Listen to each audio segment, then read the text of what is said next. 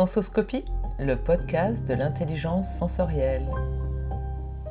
Quand on nage avec les requins, mieux vaut ne pas saigner.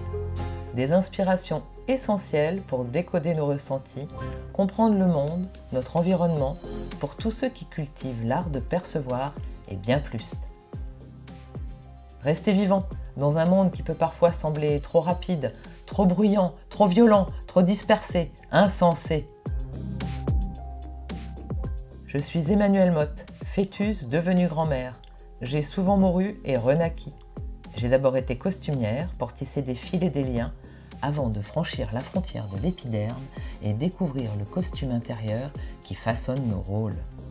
Équipée de 30 ans d'exploration pratique de nos compétences comportementales, ma capacité à interroger le système sensoriel aide tous ceux qui bloquent dans des situations complexes.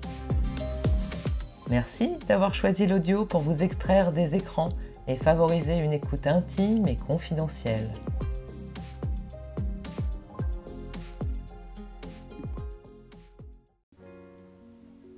Aujourd'hui, on va parler de tissu, mais pas de rideaux, ni de vos vestiaires préférés, non, on parle de fascia.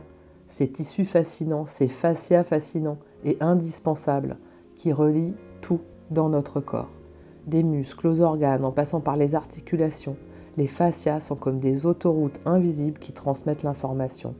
Ils régulent la circulation et permettent au corps de se mouvoir avec fluidité. Dans ce 18e épisode, on explore l'intelligence sensorielle d'Isabelle Échalier. Elle nous raconte son expertise du sensible comme un organe qui nous rend bien vivants. Grande amoureuse de la nature, on partage avec elle les sensations dans un petit village de l'Ardèche et son apprentissage par la sensibilité, l'écoute et une recherche permanente pour prendre soin de nos corps bousculés, abîmés. Préparez vos oreilles et peut-être un petit coussin pour vous recentrer.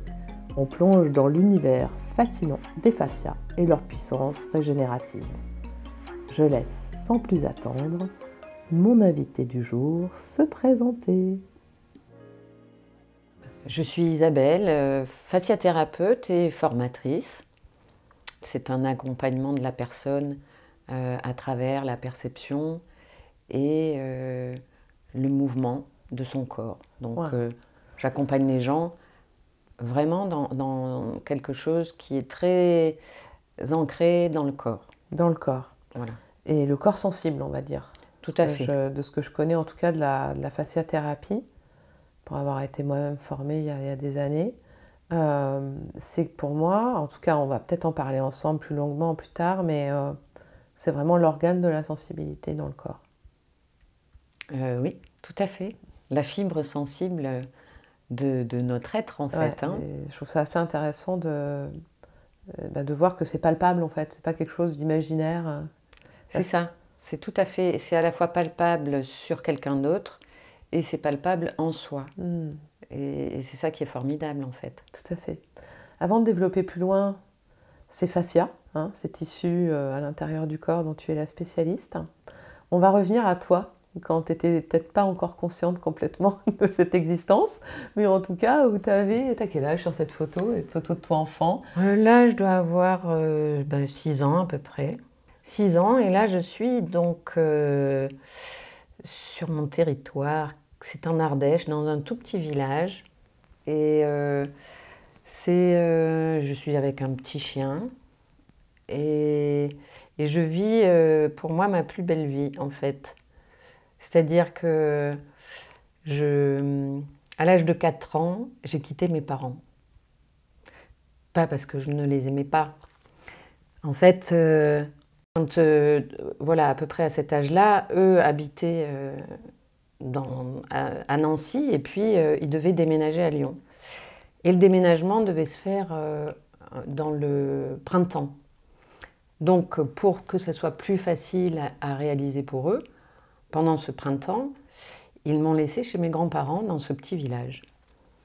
Et chez mes grands-parents, eh bien, c'était déjà le cœur du village avec l'épicerie, bar, tabac, restaurant, enfin quelque chose d'assez animé.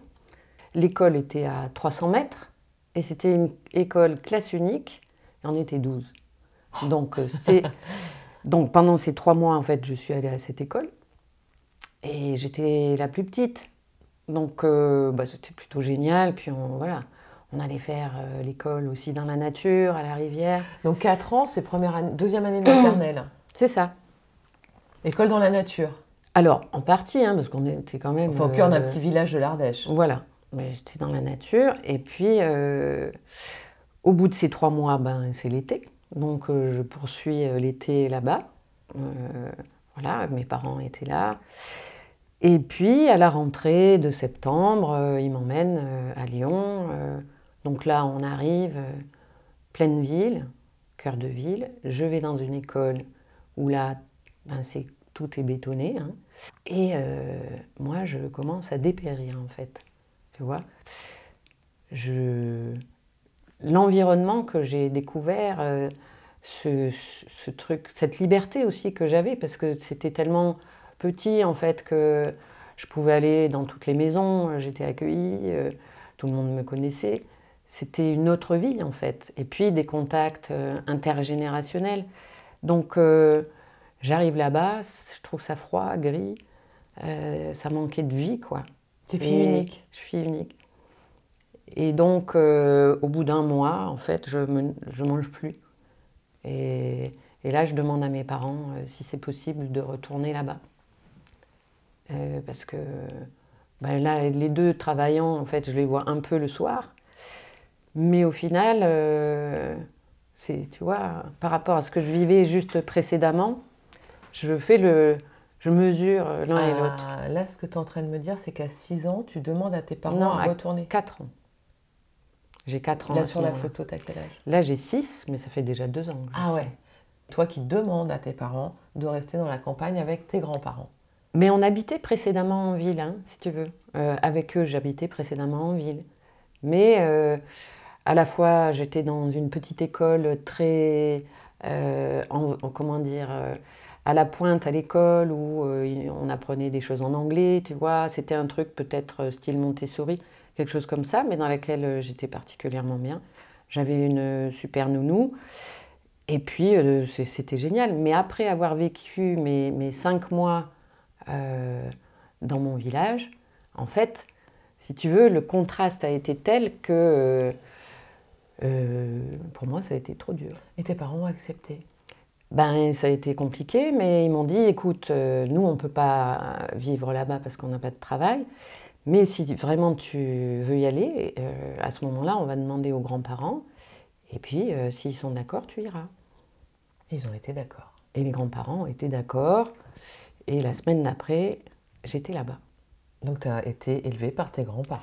Donc j'ai été élevée par mes grands-parents maternels, oui, tout à fait. D'où cette photo rayonnante dans la campagne ardéchoise, voilà, avec tes grands-parents. C'est ça. Donc des souvenirs de nature, de liberté, mais de séparation des parents. C'est ça. Alors j'avais mesuré en tant qu'enfant le pour et le contre, mais de toute façon je pouvais toujours repartir. Hein. Voilà, ils m'attendaient aussi si je voulais repartir. Mais j'étais vraiment libre, quoi, tu vois. Il y avait cette liberté, il y avait aussi toutes ces sensations, justement. Tu vois, le rapport à la nature. Moi, j'étais entourée d'animaux, j'avais ma chienne, il y avait les chevaux, j'allais donner à manger aux chevreaux. Tous les gens qui avaient des animaux dans le village, tu vois, j'allais nourrir ces animaux. J'ai jamais eu une poupée de ma vie parce que je préférais le vivant. Tu vois, ça m'éclatait beaucoup plus quelque chose qui vit, ouais, avec lequel tu as une relation, une communication, une réciprocité. Aujourd'hui, tu en parles avec, on dirait, quand même une certaine maturité. C'est quelque chose dont tu as pris conscience, tu l'as dans ta conscience, cette petite fille, quand tu la regardes, elle est vivante. Ah oui, parce que elle est toujours là. Elle est toujours là. Vois, comment elle se manifeste comment tu sais qu'elle est là, ça représente? Parce que c'est pleinement moi, en fait, tu vois. Tu vois, j'organise des séjours dans ce village. Et puis, j'emmène les gens vivre ce que cette petite fille a vécu, mais que moi, je continue à vivre, c'est-à-dire le rapport aux éléments, à la rivière, à la montagne, le jardin, manger une tomate que tu viens de ramasser, tu vois, toutes ces choses-là. Bien sûr. Manger un fruit dans un arbre sauvage, tous ces Donc, goûts, ces saveurs, ces odeurs. ton métier d'aujourd'hui, c'est de faire partager le plaisir de cette petite fille, en tout cas dans son environnement naturel, et dans cette liberté. Alors, je ne peux pas vraiment dire ça parce que mon travail d'aujourd'hui, on va dire que ça, c'est le rapport au sens extérieur, au monde extérieur qui nous entoure, aux cinq sens dont on parle toujours. Ce que l'on voit, même si on dit toujours les cinq sens, mais il y en a quand même, même pour percevoir le monde extérieur, un peu plus probablement. Et moi, je suis plutôt, ma spécificité, c'est de travailler en lien avec les sensations intérieures, principalement, puisque c'est celle-là qui, je trouve, fait défaut en fait. Tu vois, comment permettre à la personne de développer cette perception interne, donc tourner à la fois vers le dedans, mais vers le dehors aussi, mais déjà vers l'intériorité de soi, pour percevoir ce qui s'y passe.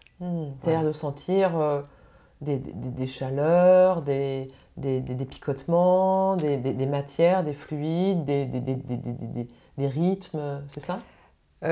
Oui, alors petit à petit, on va dire qu'au fur et à mesure que tu développes cette perception, elle va devenir beaucoup plus précise. Mais oui, c'est des états intérieurs, c'est des états c'est comment ta matière, par exemple, c'est sentir que intérieurement, par exemple, les choses se réunissent, se remettent ensemble. Par exemple, quelqu'un qui a vécu quelque chose de brutal et de difficile, souvent, intérieurement, il est morcelé. Donc ça, c'est quelque chose qu'on peut sentir manuellement. Mais on peut le sentir aussi soi-même à l'intérieur de soi. Morcelé, quand on dit « tiens, j'ai les jambes coupées », c'est un morcellement interne aussi. Le souffle coupé. Le souffle coupé aussi. Donc ces sensations-là voilà, dont on peut parler, ben, ça c'est comment on peut faire en sorte que ce morcellement intérieur, finalement on arrive à le résoudre, à faire en sorte que la personne soit à nouveau unifiée. Donc ça c'est des sensations qu'on peut percevoir. L'unité intérieure, le morcellement, mais aussi est-ce qu'on est centré, tu vois, ou est-ce qu'on est en décalage le cul entre deux chaises, par exemple, quand on ne sait pas faire un choix. On a l'impression qu'on est tiraillé de l'intérieur. Et effectivement, intérieurement, il y a ce truc qui se fait, quoi. On est ce tiraillement parce que des parties internes de nous vont chacune dans un sens opposé. Donc tu perçois très jeune, quelque part, en tout cas c'est comme si tu avais une capacité très jeune d'avoir cette connexion à tes sensations intérieures qui te guident et qui, quelque part, te font faire des choix très jeunes de vie, finalement, de choisir tes grands-parents et la campagne. Comment ça se développe après dans ton adolescence ou dans ta jeunesse comment tu t'accompagnes dans cette perception, quelque part? En étant quand même, en restant très ancré dans ses racines de la terre. Donc, dans mon rapport, par exemple, à l'eau, à la rivière, enfin aux éléments, tu vois. Donc ça m'aide beaucoup. Parce qu'après, je vais faire mes études de kiné en ville. Hein, donc, tu choisis kiné? Je vais faire kiné. Et donc oui, il y a cette rupture parce que je vais vivre ailleurs, en ville. Mais je vais faire quand même quelque chose dans le domaine du soin et dans la relation à l'autre, où quand même il y a de la chaleur humaine. Ça, c'était quelque chose aussi qu'il y avait dans le village. Cette chaleur humaine, tu vois, entre les gens, entre les générations, et chaleur que j'avais aussi dans le rapport aux animaux, par exemple, tu vois. Et qu'en ville, tout ça est beaucoup plus compliqué, en fait. C'est beaucoup plus âpre, c'est un peu... Mais voilà, et le fait d'aller dans le soin, je retrouve quelque chose de l'humain qui me nourrit. Ça préservait ça, en tout cas. C'est quelque chose qui me permet aussi d'aller dans dans la chaleur humaine, quoi, mm, mm, dans la sensibilité, dans cette mm. intelligence sensorielle dont tu parles. Et, et ça me permet de garder un lien, effectivement. Donc tu as toujours, finalement, tu n'as jamais perdu ce contact-là. Tu n'as jamais eu de... Je pense que non. Et donc ça t'a permis d'avoir cette écoute, en tout cas, et cette ressource par ce... Enfin, j'imagine que ce lieu, du coup, existe toujours, puisque tu en parlais tout à l'heure, que tu emmènes des gens sur cet endroit. Oui. Donc ça veut dire que tu as hérité de cet endroit? Ça veut dire que c'est le lieu dans lequel j'ai grandi, où mes grands-parents vivaient, qui sont décédés maintenant. Maintenant, mes parents y vivent.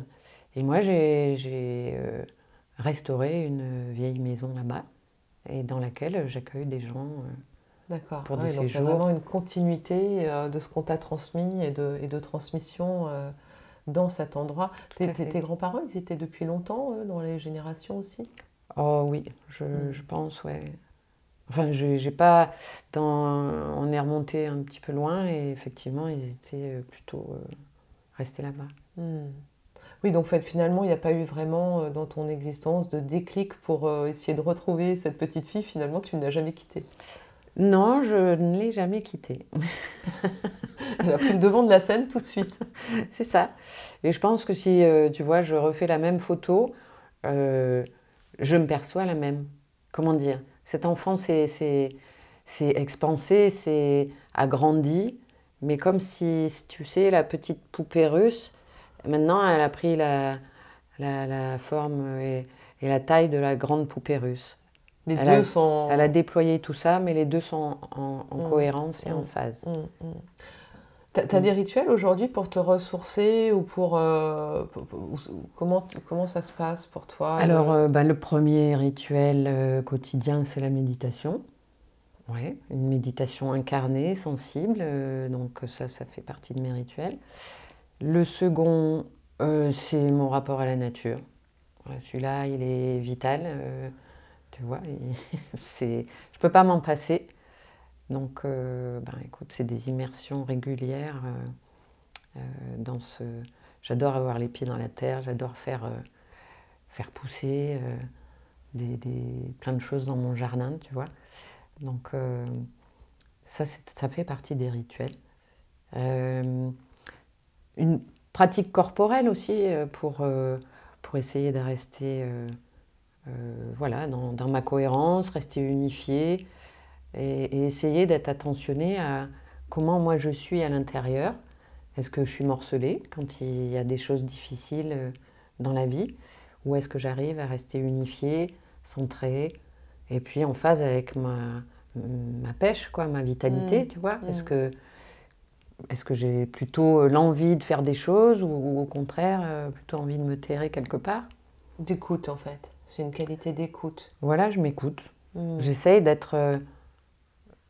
disons que quand même, malgré...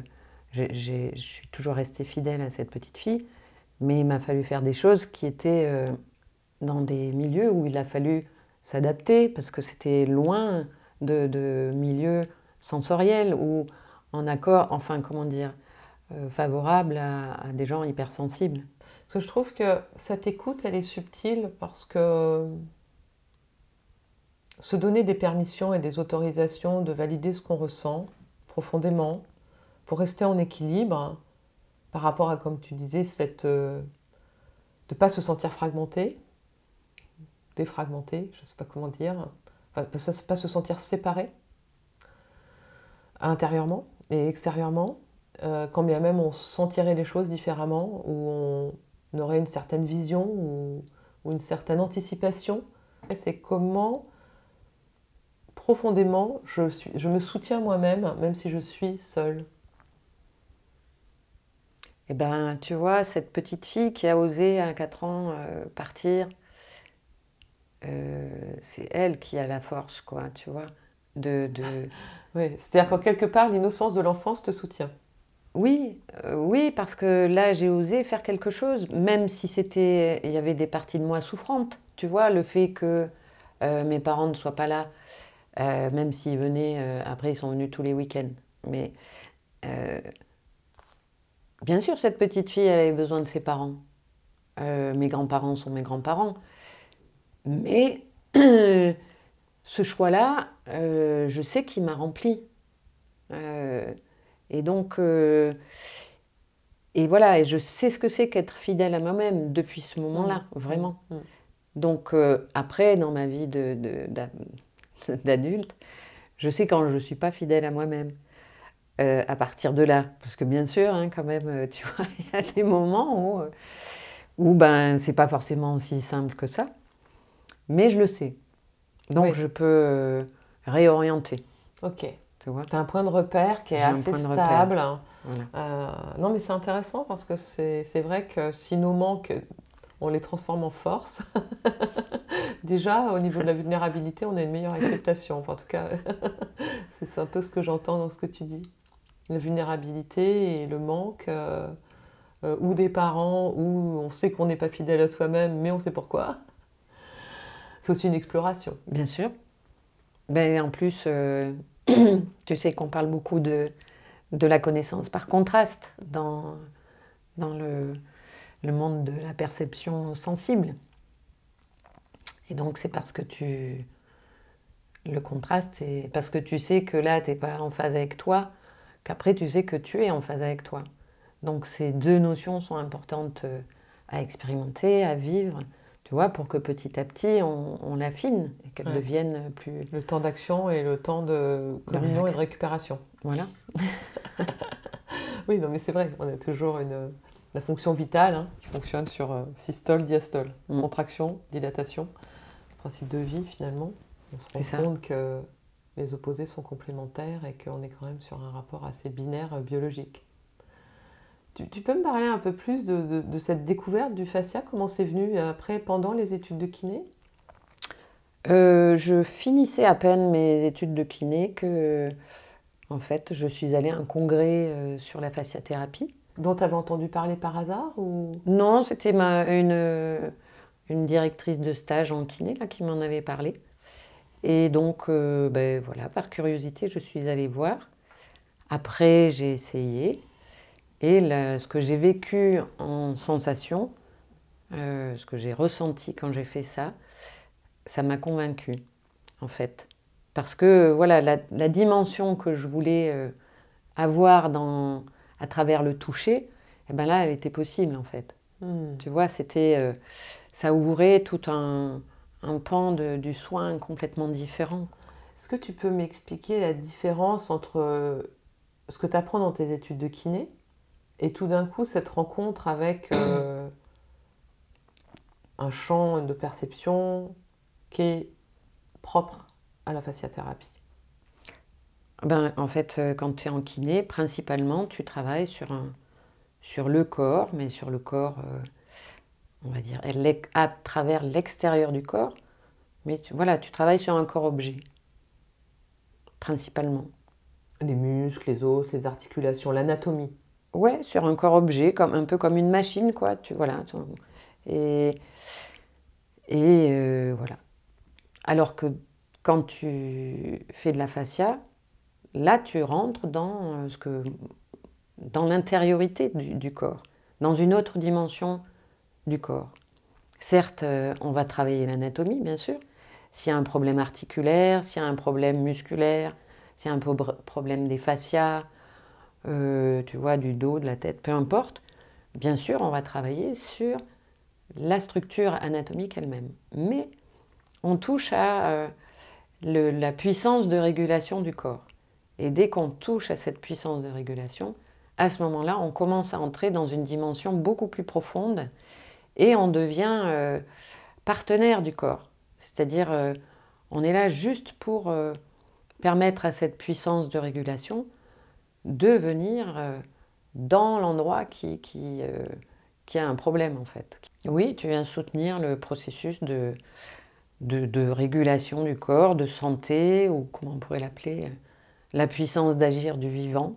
Tu vois, tu viens soutenir ça parce qu'à certains endroits, eh bien, pour une raison ou une autre, un choc physique, mais ça peut être aussi un événement psychologique, des choses comme ça, eh bien, il y a des endroits où ça ne se passe plus comme ça, cette puissance d'agir ne passe plus.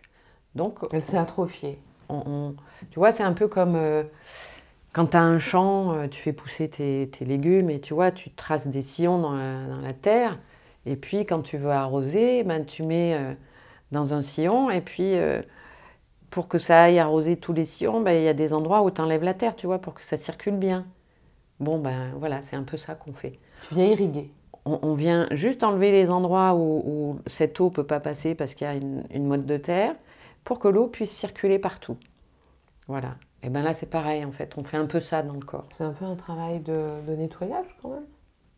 C'est un travail de nettoyage, oui. Enfin, nettoyage. De Peut-être pas le mot support. juste, ouais. Voilà, c'est un travail de coopération avec les phénomènes, les dynamiques internes du corps.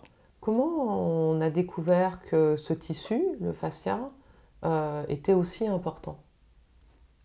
Alors initialement, c'est un ostéopathe Steele qui a découvert on va dire, les pouvoirs, les propriétés, enfin certaines propriétés du fascia, mais qui l'a quand même assez peu transmis. Et puis après, Danny Bois, lui, il a beaucoup travaillé sur ce tissu-là.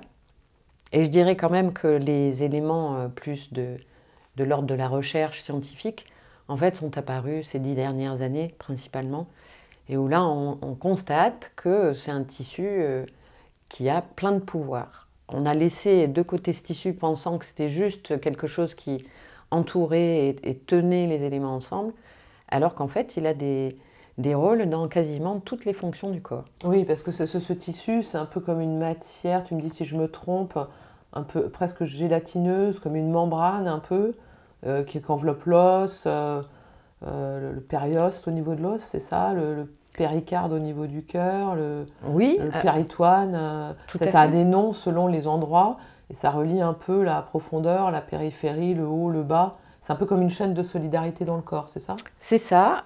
Moi, je dis toujours aux gens, c'est comme une toile d'araignée de la tête aux pieds et de la superficie à la profondeur. Ça va entourer chaque élément du corps, de la cellule jusqu'à la peau, en fait. Mm. Et donc, chaque fibre musculaire, chaque muscle, chaque os, tout ça est à la fois compartimenté, relié, et on va dire que ça, c'est son rôle structurel. Donc, ça permet à tous les éléments à la fois d'être unis par quelque chose, donc d'avoir une globalité structurelle.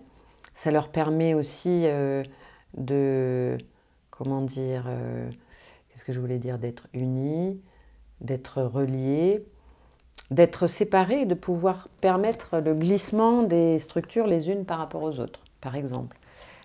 Et puis, par exemple, les chercheurs, un groupe de chercheurs, je crois que c'était en 2018, si je ne me trompe pas, a déclaré que c'était carrément un nouvel organe avec des tas de propriétés immunitaires, circulatoires, tu vois. Et donc, aujourd'hui, il y a un congrès international qui a lieu tous les ans ou tous les 2 ans. Il y a beaucoup, beaucoup de recherches sur ce tissu parce qu'ils constatent que, effectivement, il a de nombreuses propriétés et que on ne peut pas s'en passer au final. Mm. Toi, tu as donc pratiqué toute ta vie. C'est-à-dire que donc, du coup, quand tu fais tes études de kiné, tu rencontres la fascia et tu deviens du coup fasciathérapeute ou tu fais kiné d'abord et fasciathérapie, parce qu'à l'époque, je pense que c'était pas reconnu comme maintenant. Comment ça se passe pour toi à ce moment-là? Je finis mes études de kiné, je commence à travailler et puis en parallèlement, je me forme à la fascia. Et donc là, ça fait plus de 30 ans que je pratique la fascia.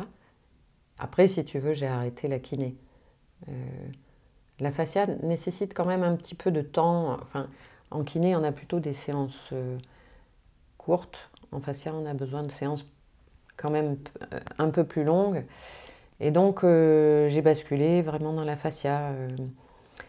Et parce que c'était plus en adéquation avec ce que je voulais faire. Hmm. Toi, ça t'a changé aussi dans ta qualité de perception de ta vie, En fait, moi, à l'époque, quand j'ai fait mes études de fascia, je cherchais quelque chose qui puisse à la fois m'apporter une pratique qui me permette de toucher à cette plus grande dimension dans le corps, donc de la profondeur, qui me permette aussi d'avoir, comment dire, j'avais déjà une quête de sens, moi. C'est bizarre comme fille. Qui a une quête de sens aujourd'hui? C'est vrai. Mais ça me trottait depuis longtemps, mais donc j'avais essayé des choses, etc. Et là, en fait, d'avoir rencontré cette vie à l'intérieur de moi, de façon très charnelle, en fait. Oui, vraiment de la sentir, de me sentir animée par ça et tout. En fait, c'est deux choses en moi, ma posture de praticien, de professionnel dans la vie, et celle de chercheur de sens, tu vois, se sont emboîtées. J'aime bien cette expression. Donc voilà, en fait, tout ça s'est mis ensemble, et donc ce que je vivais quand je m'occupais enfin, quand j'apprenais à prendre soin de cette façon-là, déjà, de toute façon, on méditait tous les jours pour développer notre perception de notre propre corps, mais donc de l'écoute aussi du corps de l'autre. Donc, au final, voilà, c'est vraiment cette période qui m'a permis de développer cette perception de l'intériorité et de la profondeur. Ouais, ce que j'entends, c'est qu'il y a quand même une qualité de présence du praticien qui doit être éduquée, entre guillemets. C'est-à-dire que ce temps de méditation permet aussi de savoir où on est quand on intervient, enfin où on est. C'est-à-dire la posture. Oui. Hein, la posture du praticien est très très importante. Tu peux en parler ? Très importante, effectivement. À la fois, c'est vrai que le travail de méditation était là pour développer cette perception de l'intériorité, donc avoir une écoute beaucoup plus subtile au fur et à mesure du temps, mais aussi, comme tu le dis, d'avoir une posture beaucoup plus claire. Et on va dire qu'elle se situe vraiment, pour moi, entre l'agir et le non-agir par rapport à la personne avec qui on est. Donc comment dans notre geste on articule cet agir et ce non-agir pour laisser la place à l'autre, pour laisser la place à sa puissance de régulation, de pouvoir se mobiliser. Donc voilà, c'est à travers ce travail méditatif, mais aussi à travers le travail corporel qui était développé parallèlement, c'est-à-dire la gymnastique sensorielle, qui est vraiment, pour le coup, comment tu te mets en action à partir de cette intériorité. Donc comment tu gères cette articulation entre l'agir et le non-agir, entre ton mouvement interne, ton mouvement que tu fais, ou ton action, ton geste, et puis ce qui est présent à l'intérieur de toi. Et là, on est vraiment en prise avec l'organicité, avec la vie interne dans la personne. Alors quand nous, par exemple en kiné, moi j'ai commencé assez tôt, je crois que je suis sortie de kiné, j'avais 19 ans. Tu vois, t'es quand même pas fini. Un petit piou-piou. T'es un piou-piou, et un piou-piou qui est trempé dans des univers où les gens sont en train de mourir, où, tu vois, t'es pas du tout formé à ça. Et donc, tu fais un peu comme tu peux. Et donc, on va dire que la relation à l'autre et patient-thérapeute, celle-là, elle se peaufine, elle s'améliore au fil du temps, hein, ça c'est évident. Et parce qu'on va se confronter à nos propres limites, parce qu'on va voir qu'à certains moments, justement, sur l'aspect affectif, on va pas être bien aligné, tu vois. Donc, je dirais que ça se peaufine au fil du temps. Et voilà, donc oui, ça se structure. Non, je comprends. Je parlais de ça dans le sens où tu parlais des empreintes émotionnelles, par exemple, qui peuvent, de la même façon qu'on peut avoir un accident de vélo, se casser la cheville. Bon, là, il y a le tissu qui est mâché, qui est abîmé, et on va accompagner la restauration anatomique. Et puis après, il y a les empreintes émotionnelles de quelqu'un qui a eu, je sais pas, une sidération par rapport à un choc d'une annonce d'un décès ou un traumatisme psychologique, plus d'un niveau psychologique et qui finalement, euh, de ce que j'entends, s'imprime dans les tissus. Donc c'est là où, en tant que praticien, quand tu ressens, est-ce que tu sens au niveau de ta perception dans le corps de ton patient une différence sensorielle entre une empreinte liée à un choc psychologique ou une empreinte d'un accident du quotidien, comme un accident de vélo? Alors oui, oui, tu perçois des choses différentes parce que au moment où tu retombes, on va dire, sur cette partie figée, par exemple, il a vécu une peur, donc quelque chose s'est figé à l'intérieur de lui, cette émotion est restée figée dans les tissus. Quand on retombe dessus, cette émotion, elle est là, hein, sous-jacente. Donc, tu peux la ressentir, toi, à l'intérieur, et puis jusqu'au moment où ton geste fait que l'émotion, elle va se diluer. Donc, elle ne va pas apparaître de façon démesurée et tout ça, mais quand même, tu sens que tu es sur cette émotion-là. Et puis, voilà, l'objectif étant que ça fonde sans que ça emporte la personne. Donc, on va dire que l'enjeu à ce moment-là, il est vraiment de garder la personne dans un niveau suffisamment... c'est un niveau profond, et ce n'est pas le niveau émotionnel. C'est-à-dire on va toucher à l'émotion, mais dans le niveau état d'âme, on va dire. Pas celui où l'émotion déborde, nous emmène dans quelque chose où ça nous explose. Donc on va la garder là-dedans pour lui permettre de diluer son émotion sans que ça l'emporte. Oui, c'est un point d'appui. D'où, pour moi, une certaine maturité de quand on ressent l'émotion chez l'autre, de ne pas se laisser soi-même emporter par une résonance qu'on pourrait avoir par rapport à un champ émotionnel névrotique aussi chez soi. Donc ça demande quand même, à mon avis, un travail important de maturité émotionnelle.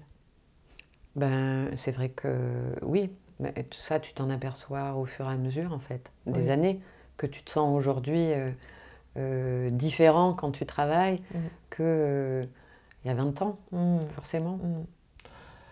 Quand c'est des traumatismes de choc, de séparation, alors pas la séparation des parents quand on est enfant, comme toi tu l'as vécu éventuellement, mais plus de mort. Est-ce qu'on peut sentir dans les tissus de fascia des mémoires de mort? Alors, je ne sais pas si je peux répondre comme ça, mais en fait, dans le tissu, dans le corps, c'est pas que le tissu, mais dans le corps, une mémoire, en fait, elle est inscrite sous forme d'immobilité. Immobilité, nous on appelle ça la règle des 3 I. Il y a une immobilité dans la matière du corps, donc une insensibilité. Cette partie-là, elle est sortie de ton champ de perception et ça donne une inconscience. Donc une partie de soi qui est, tu sais, comment on appelle ça, dans l'angle mort. Insensibilité, inconscience, immobilité. Immobilité, insensibilité, inconscience. Ok. Voilà. Donc tu sais pas que tu sais pas. Non. Le corps s'organise de façon extraordinaire pour que on souffre le moins possible, en fait. Donc en fait, si on sent, tant mieux, même si on ne sent pas bien, mais au moins on sent. Voilà. Parce que si tu sais pas que tu sais pas que tu sais pas, le corps sait pas, mais il sait quand même, donc le ça corps revient sait. Un peu plus fort. Le corps sait, mais toi tu sais pas. Le corps sait, mais je ne respire plus dans ce corset. Donc lui, il n'oublie jamais le corps. Mais en revanche, la personne, elle peut avoir mis ça, voilà, elle a caché ça, tu vois, sous des piles de trucs, quoi.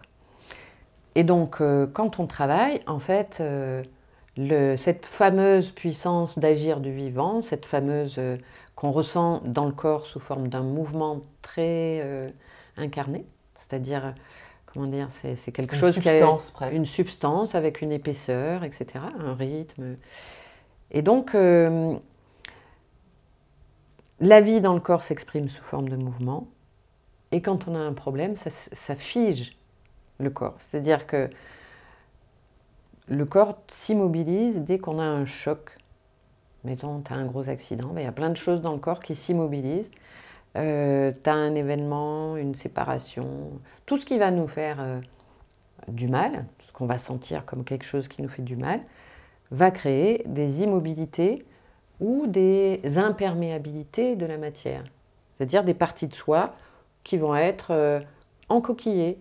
Voilà, cette partie-là, là, elle ne respire plus, elle n'existe plus, je la mets de côté. Donc tout ça, c'est des parts de soi qui se figent, qui se ferment, et à ce moment-là, qui n'existent plus vraiment. Tu les portes, mais elles ne sont pas actives dans le sens, elles peuvent freiner, mais elles ne sont pas actives, en tout cas vivantes. Et est-ce qu'elles dégénèrent plus vite? Ah ça, j'en sais rien. Okay. Si ça dégénère. En tout cas, c'est des parties de soi qui deviennent immobiles. Okay. Donc on a des trucs comme ça, c'est un peu comme des pierres, quoi. Des parties de nous qui sont comme ça. Cailloux. Des cailloux. Et quand on va travailler dessus, c'est simplement que ça va redonner du mouvement, de la vie à cet endroit-là. Donc, un peu comme une éponge, tu vois, une éponge qui serait toute sèche depuis belle lurette. On remet de l'eau et ça le gonfle. On remet de l'eau, d'abord ça la rend fluide, ça la rend moelleuse, et puis elle gagne en épaisseur, en moelleux, voilà. Et ben nous c'est pareil, notre corps c'est pareil. Donc on devient plus moelleux. Oui. En s'irriguant. C'est ça. Et c'est vrai en plus. Et en irriguant le cœur, on est moins desséché. Regarde un bébé. T'es d'accord? Par rapport à on va dire un vieillard, c'est moelleux.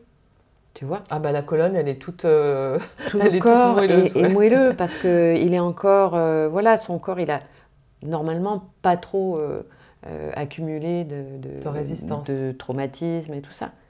Et plus on prend en âge, plus il y a ces immobilités qui arrivent parce que on accumule des choses qu'on ne gère pas non plus, enfin qu'on ne règle pas. Tu le vois sur les mains souvent, les mains, la déformation osseuse de retenir ou de...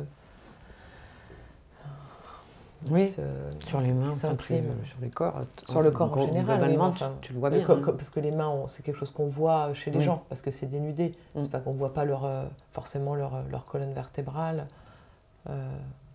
Et donc, quand on va là-dedans, on devient plus moelleux. Ça, c'est super agréable de ressentir... Mais je suis d'accord avec toi, vivre moelleux. C'est vrai ? Non, mais pour vivre heureux, vivons moelleux. Bah oui, mais sinon tu vis tout sec.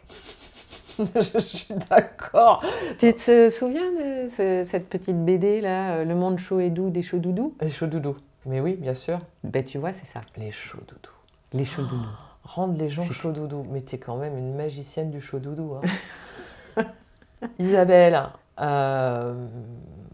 tu découvres ce monde moelleux et aujourd'hui tu pratiques. Tu vois, le cœur de mon activité aujourd'hui, en fait, je fais du soin, mais j'aspire à ce que justement les gens gagnent en autonomie avec ça. C'est pas simple, en fait. De quoi? De gagner en autonomie dans ce rapport à soi. Tu vois, les gens n'ont pas forcément envie de devenir autonomes? Ou c'est quoi l'histoire? Alors ça, je ne sais pas, peut-être. Mais c'est pas simple, tu te heurtes à tes propres... Tu vois comment on fait, là je parle à l'intérieur de soi, on porte donc cette puissance de vie qui est palpable, comme tu disais, et puis ces immobilités, inconscience, donc qui font partie de nos angles morts. Pas facile de travailler sur un angle mort, parce que où est-il? Où sont les morts? Angle mort. Mais qui me parle? C'est vrai quoi, qui me parle? Donc il faut arriver à donner suffisamment de repères internes, c'est-à-dire... Ou de non-repères internes, j'ai envie de te dire. Alors moi je le vois un peu comme si j'étais, tu vois, si j'emmenais les gens explorer un nouveau pays, en fait.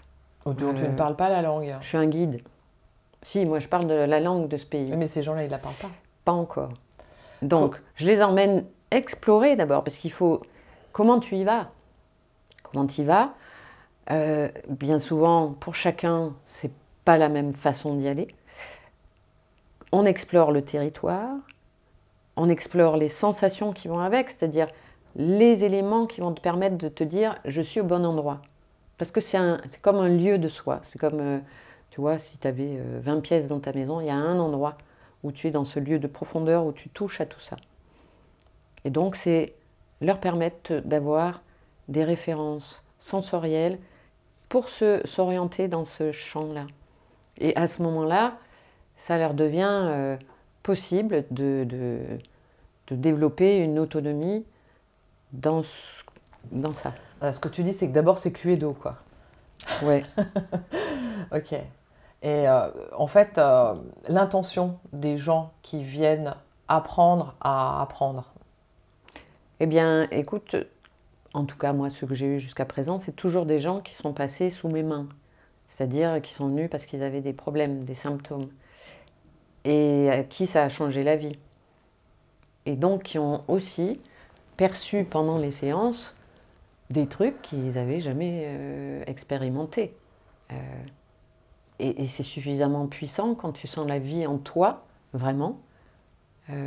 C'est touchant, en fait. Il y a quelque chose qui te touche de toi-même. Et donc, ces personnes-là, ensuite, ont voulu aller plus loin. Et donc, on a fait quand je fais mes séjours avec la méditation, le travail corporel, le toucher, on inclut tout ça pour justement aller ancrer en eux une connaissance, des éléments qui leur permettent aussi de gérer ça au quotidien. Donc une forme de responsabilité de ce qu'on ressent, quoi. Oui. Et en tout cas, ça peut changer des trajectoires parce qu'évidemment, la perception puis la fluidité corporelle change, donc le mouvement évolue. Ah oui, tout change en fait. Si tu prends en compte cette dimension à l'intérieur de toi, ton rapport au corps change, ton rapport à toi change, et ton rapport à la vie change. Et aux autres. Et à la mort. Et à la mort, j'aurais tendance à dire oui, mais là je parle pour moi. Hein. Tu vois, je ne sais pas forcément pour les autres. Toi, c'est quoi ton expérience par rapport à ça? Moi, je suis... en même temps, tu vois, quand tu grandis dans un petit village, tu vois tellement de gens partir, ça fait tellement partie de la vie. En plus, c'était la ruralité, c'était quand même plus des personnes âgées hein, quand j'y étais. Donc à la fois cette mort qui est quelque chose du cycle de la vie qui est présent, auquel tout le monde participe en fait. Et puis ensuite, j'ai pas une expérience particulière moi de la mort j'ai pas eu de amis par exemple, tu vois. Mais après dans les gens plus proches, ça m'a poussée à aller explorer ce que d'autres, justement, pouvaient proposer dans cette proximité, dans la communication, tu vois. Et donc, comment dire, je dirais que j'ai expérimenté la communication avec des défunts, que ça, c'est quelque chose qui m'a... qui a donné un espace d'expression ou d'existence à une partie de moi et de reliance, je pense, et que ça m'a fait beaucoup de bien et ça m'a permis aussi de transmettre aux vivants, en lien avec ces personnes-là, quelque chose de rassurant.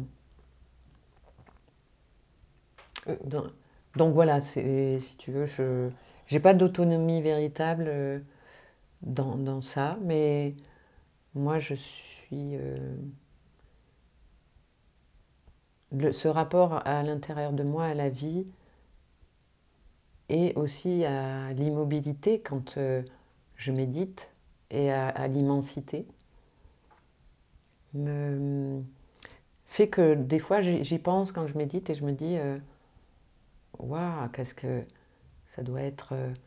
Parce que quand tu médites comme ça, puisque la méditation, celle-là, est très incarnée, en même temps, tu as l'impression que ton corps, comme cette éponge, gagne en... s'expanse et tout ça, mais c'est à un moment donné, tu es quasiment, tu vois, avec cet infini, tu es fondu avec cet infini.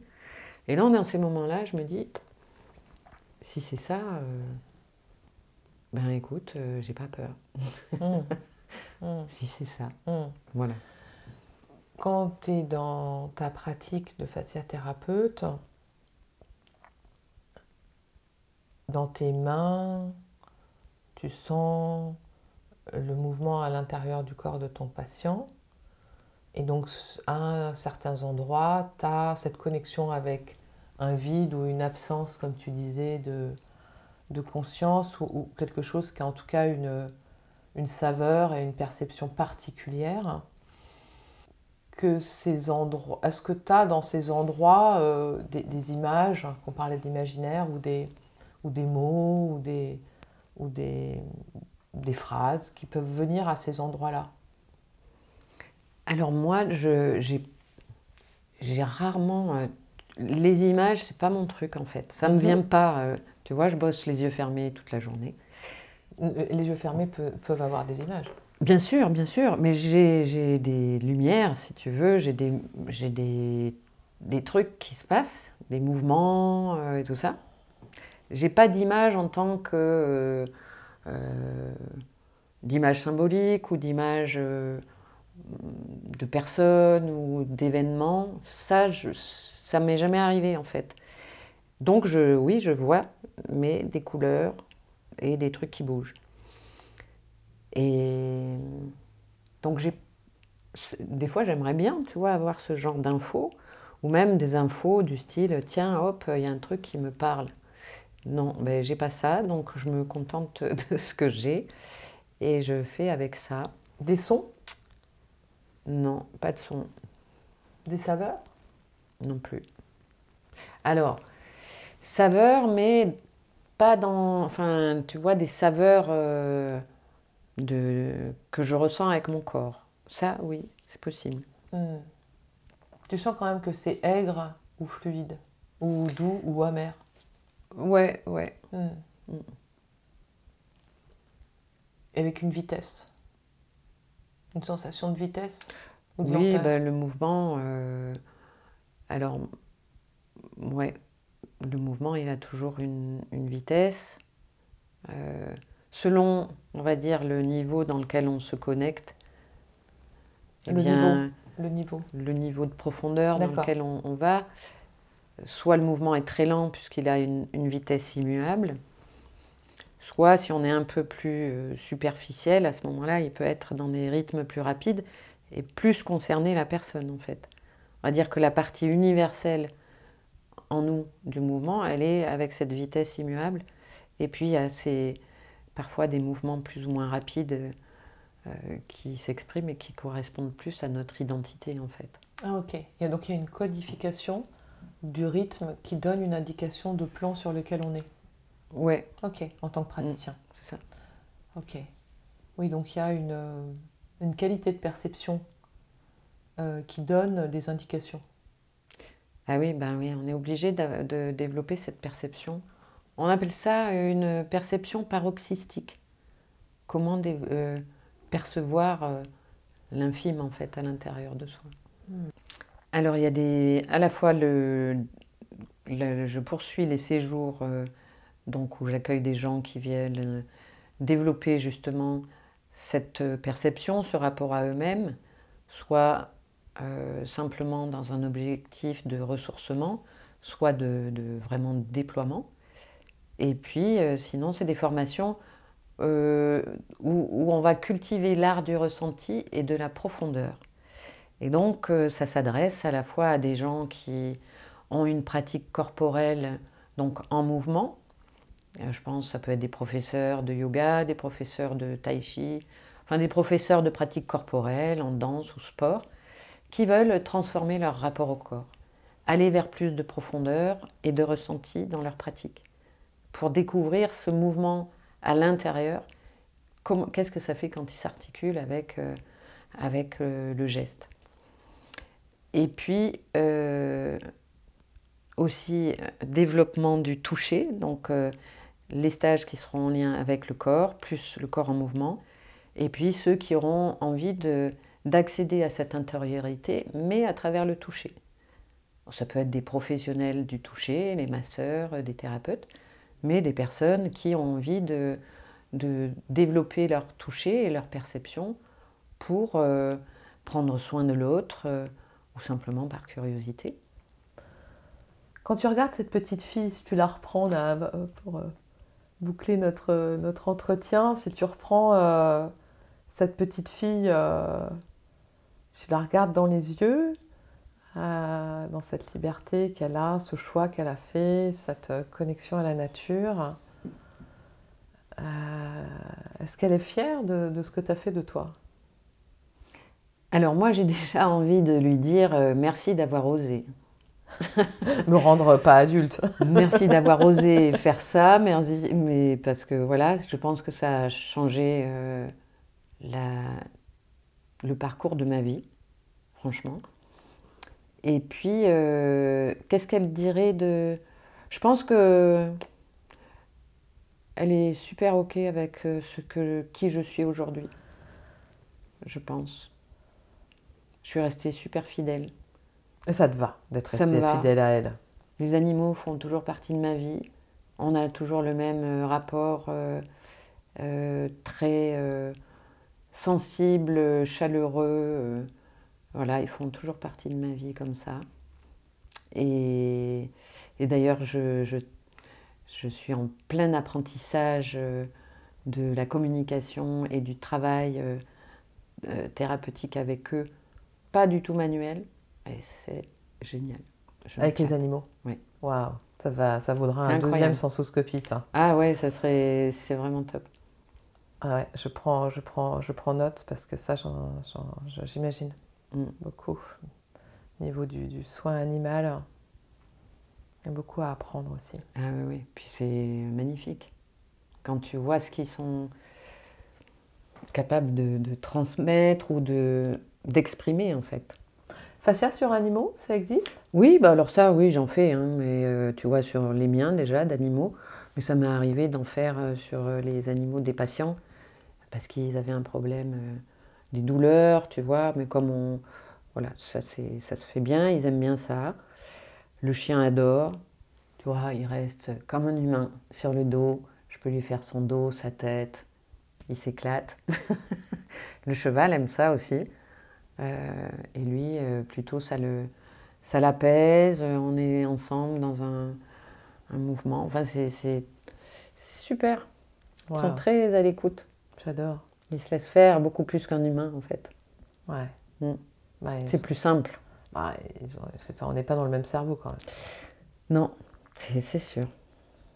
Il y a des petites différences entre un humain et un animal. Je ne sais pas si tu as remarqué. Carrément. Merci Isabelle. Merci à toi Emmanuel. Ouais, c'était vraiment un plaisir de parler de cet organe de la sensibilité, visiblement, qui commence à apparaître scientifiquement et dont tu as la pratique depuis des années et que je trouve assez passionnant. Merci beaucoup à toi. Merci. Voilà, après ce voyage dans les méandres de nos fascias et de notre sensibilité, vous êtes prêts à écouter un peu plus votre matière première. Merci à Isabelle Échalier de nous avoir guidés dans cet univers parfois trop discret, mais pourtant tellement présent. Si vous souhaitez approfondir, retrouvez Isabelle et ses séjours dans son petit village de l'Ardèche ou ses séances de fasciathérapie et de coaching dans son cabinet de Paris 17e. Vous pouvez la retrouver sur Deep Training, son site DYP Training et Méditation pleine présence. Quant à nous, on se retrouve le 18 mai pour un épisode musical avec un maestro de la sensibilité et du son qui fabrique des instruments tout à fait exceptionnels.